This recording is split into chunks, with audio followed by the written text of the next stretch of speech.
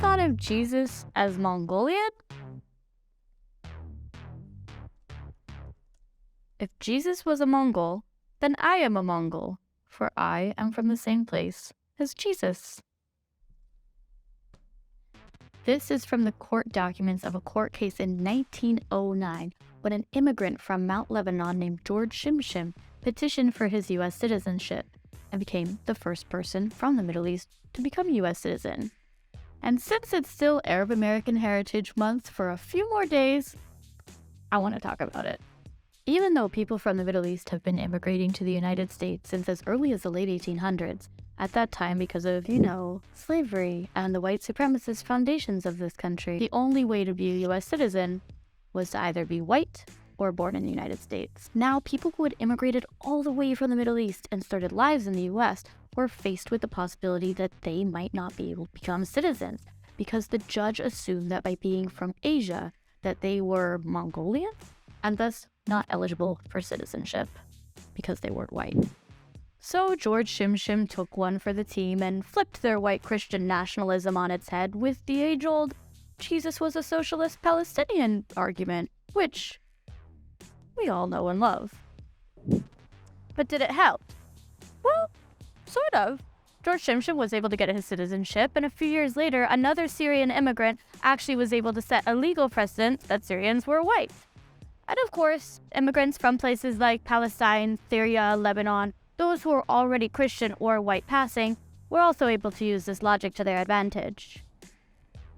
Browner, more obviously foreign immigrants had a very different experience. For example, Farah Shahid, also a Maronite Christian from Mount Lebanon, tried to use the Jesus excuse to his advantage, but the judge told him that his case would be thrown out because he had skin the color of a walnut and might be associated with Mohammedanism.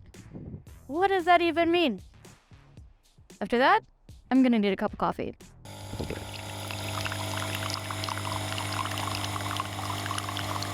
A few years later, the 1924 immigration quotas drastically cut immigration that wasn't from Western Europe or the Americas, effectively cutting off immigration from the Middle East, regardless if someone was white or Christian.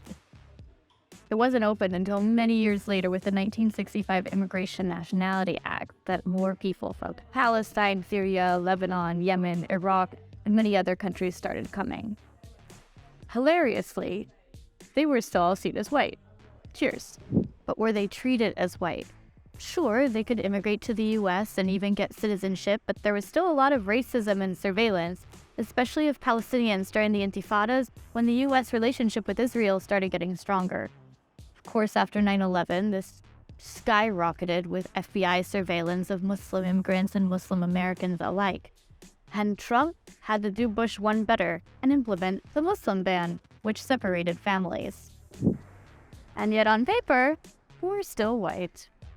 So why does this matter? Along with not lining up with our lived experiences of experiencing discrimination and racism and surveillance and even having families separated, we don't have Caucasian genetics. But you are half white. I know, but I'm trying to talk about a lot of people here.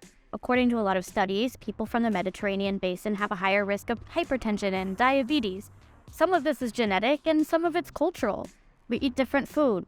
We drink more coffee. Smoke more cigarettes. Oh, you're gonna make me a young widow. Stop them. We also want to have more political power and representation in politics, especially those of us who do have family members in the Middle East and are invested in U.S. foreign policy decisions that could affect them. We want our voices to be heard. Today, Arab Americans are split on whether or not they want to be seen as white. While some people see this as useless identity politics or even an advantage given that, shockingly, the country is still racist.